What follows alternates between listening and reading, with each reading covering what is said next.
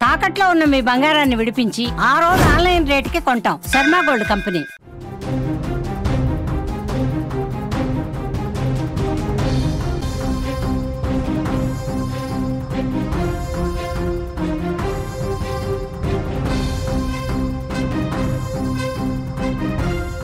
Breaking news చూస్తున్నాం. ధర్మస్థలలో దర్యాప్తుకు భారీగా ఖర్చు అవుతోంది. 7 రోజులుగా రోజుకు 1,50,000 రూపాయలు ఖర్చు పెట్టిన పరిస్థితుంది.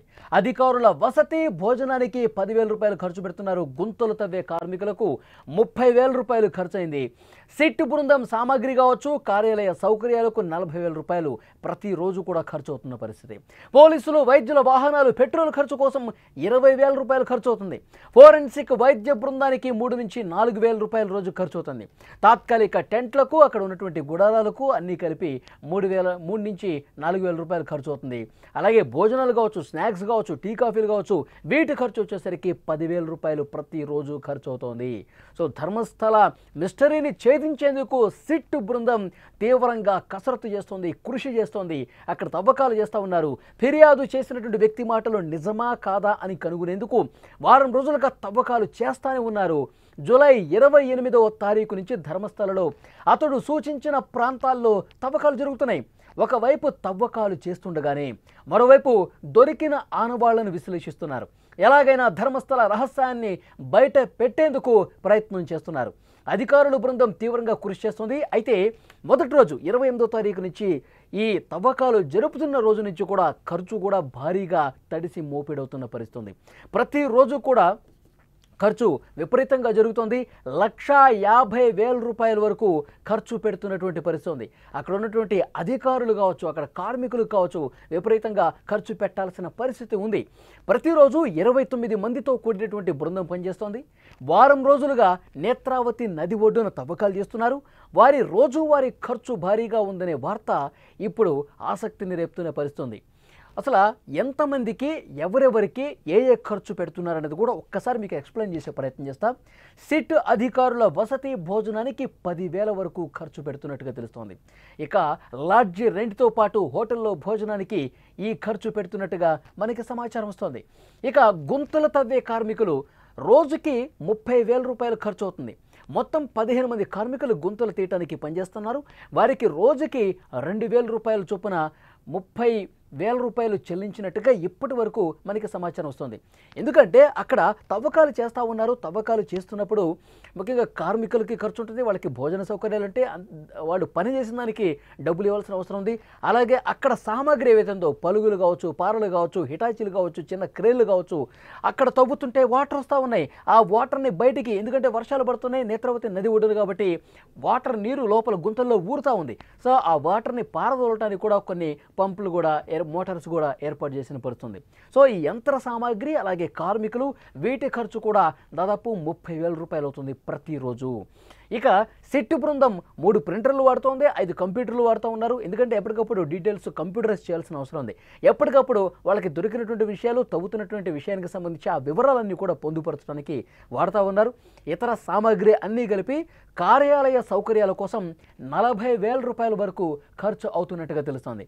అలాగే తవ్వకాలు జరిపేందుకు వస్తున్నటువంటి అధికారులు, వైద్య బృందాల రాకపోకలకు 20,000 రూపాయలు ఖర్చు పెడుతున్నారు. ఎందుకంటే ప్రతిరోజు ఉదయం 11 గంటల నుంచి సాయంత్రం 5 గంటలు, 6 గంటల వరకు కూడా వాళ్ళు జర్నీ చేయాలి. వాళ్ళు ఒక దగ్గర అకామిడేషన్ ఇచ్చారు. అకామిడేషన్ ఇచ్చి వాళ్ళు తమ వెహికల్స్లో ఇక్కడికి వస్తూ ఉంటారు. సో అనేక బృందాలుగా వైద్యుల బృందం కావచ్చు, అధికారుల బృందం కావచ్చు, తర్వాత అక్కడ ఉన్నటువంటి కార్మికులను తోలించడం కావచ్చు, ఇవన్నీ కూడా ట్రాన్స్పోర్టు ఉదయం నుంచి సాయంత్రం వరకు మధ్యాహ్న టైంలో వాళ్ళు భోజనం కోసం. సో 3 సార్లు వాళ్ళు అప్ అండ్ డౌన్ ట్రావెలింగ్ చేయాలి. సో దీనికోసం పెట్రోల్ ఖర్చులకు, డీజిల్ ఖర్చులు కూడా భారీగా నమోదవుతున్నటువంటి పరిస్థితి ఉంది. ఇక ఫోరెన్సిక్ వైద్య బృందం రోజుకు 3,000 నుంచి 4,000 రూపాయల వరకు ప్రత్యేక పరికరాల కోసం ఖర్చు చేస్తున్నారు. ఎందుకంటే ఏ చిన్నపాటి అవశేషం దొరికినా, ఏ చిన్నపాటి ఆధారం దొరికినా దాన్ని విశ్లేషించడానికి, దాన్ని భద్రంగా వాళ్ళు పొందుపరిచి భద్రపరిచి వాటిని ల్యాబ్స్కు పంపించాల్సినటువంటి అవసరం ఉంది. సో వాళ్ళకి అనుమానం ఉన్న ప్రతి వస్తువు కూడా, ఒకవేళ ఎముక దొరికినా, ఒకవేళ ఎముక దొరకకుండా మట్టిలో ఏదో ఉందని ఒక అనుమానం ఏదైనా కలిగినా ఆ మట్టిని విశ్లేషించాల్సినటువంటి అవసరం ఉందని చెప్పి ఆ ఫోరెన్సిక్ నిపుణులు భావించిన దాన్ని భద్రంగా ల్యాబ్కు తీసుకువెళ్ళాలి. ల్యాబ్కు తీసుకువెళ్ళి సంబంధిత పరికరాలతో దాన్ని విశ్లేషించాల్సినటువంటి అవసరం ఉంది. సో దానికి కూడా ఖర్చు పెట్టాల్సిన పరిస్థితి ఉంది. ఇంకొకటి, గుంతలు ఉన్న ప్రదేశంలో తాత్కాలిక టెంట్లకు 3,000 నుంచి 4,000 రూపాయల వరకు ఖర్చు చేస్తున్నట్టుగా కథనాలు వస్తున్నాయి. ఎందుకంటే వాళ్ళు అక్కడికి వెళ్ళినప్పుడు ఒకవైపు తవ్వుతూ ఉంటారు, వర్షం పడతా ఉంది, సో దానికోసం టెంట్లు ఏర్పాటు చేయాలి. అక్కడ గ్రీన్ మ్యాట్స్ ఏర్పాటు చేసినటువంటి పరిస్థితి కూడా ఉంది. ఎందుకంటే అక్కడ చాలామంది ఏం జరుగుతుందో ఉత్కంఠ కనిపిస్తుంది. తవ్వకాలు ఏ విధంగా జరుగుతున్నాయో తెలియాల్సినటువంటి అవసరం ఉంది.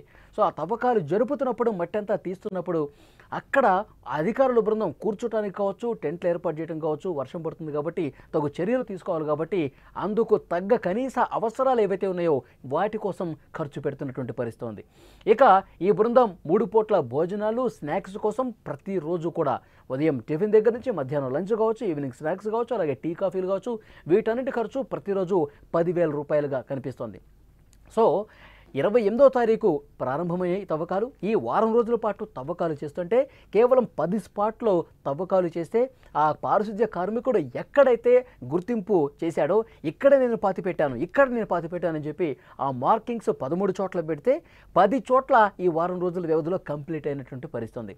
మరి ఈ 10 చోట్ల తవ్వితే కేవలం 6వ స్థానంలో మాత్రమే, ఆ స్పాట్లో మాత్రమే 25 ఎముకలు బయటపడ్డాయి. మిగతా ఎక్కడ కూడా మానవ అవశేషాలు బయటపడలేదని చెప్పి ఇప్పటివరకు మనకు అందుతున్న సమాచారం.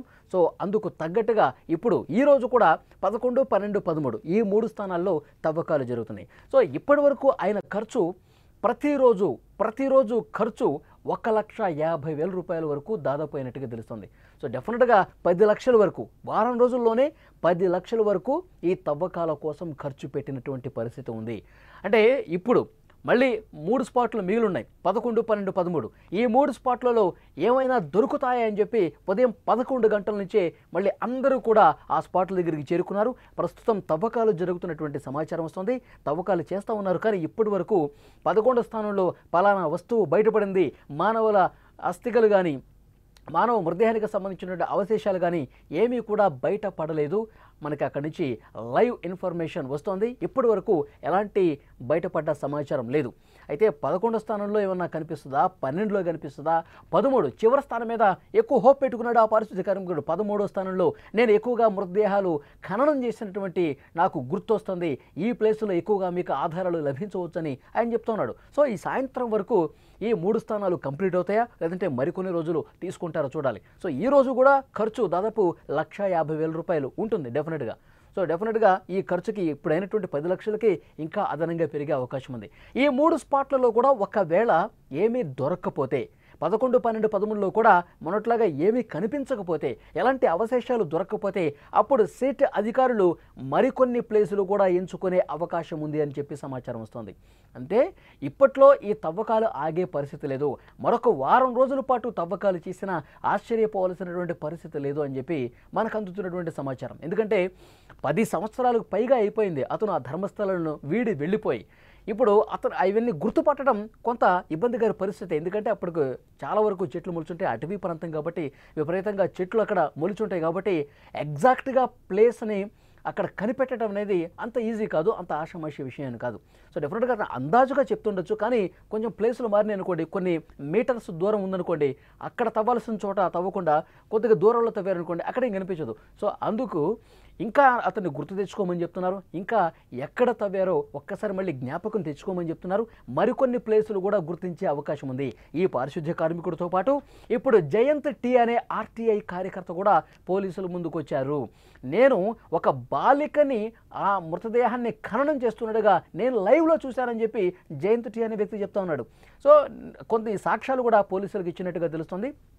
సో మీరు ఆ ప్లేస్ని గుర్తుపడితే గనక ఎక్కడ ఖననం చేస్తున్నారో ఆ బాలికని మీకు గుర్తుంటే గనక ఆ ప్లేస్ కూడా చెప్పండి, అక్కడ కూడా మేము తవ్వుతామని చెప్పి సిట్ అధికారుల నుంచి అతనికి సమాధానం వచ్చినట్టుగా తెలుస్తుంది. సో డెఫినెట్గా ఈ పారిశుద్ధ్య కార్మికుడు చెప్పే మిగతా పోలీసులు కావచ్చు, ఈ జయంత్ టీ అనే వ్యక్తి ఆర్టీఐ కార్యకర్త లేటెస్ట్గా ఇచ్చినటువంటి ఇన్ఫర్మేషన్ ఆధారంగా మరికొన్ని ప్లేసెస్లో తవ్వకాలు జరిపే అవకాశం చాలా స్పష్టంగా కనిపిస్తుంది.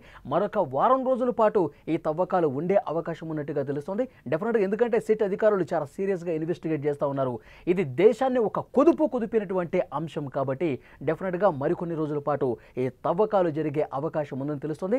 మరి ఇప్పటికే వారం రోజులకే 10 లక్షల వరకు ఖర్చు అయితే మరొక వారం రోజుల పాటు తవ్వకాలు చేస్తే మాత్రం ఇంకొక 10 లక్షలు అదనపు ఖర్చు అయ్యే అవకాశం ఉంది. దాదాపు 20 నుంచి 25 లక్షల వరకు కేవలం తవ్వకాల కోసమే, ఆధారాలు సంపాదించడం కోసమే సిట్ అధికారులకు ఖర్చు అయ్యే అవకాశం చాలా స్పష్టంగా ఇక్కడ కనిపిస్తోంది.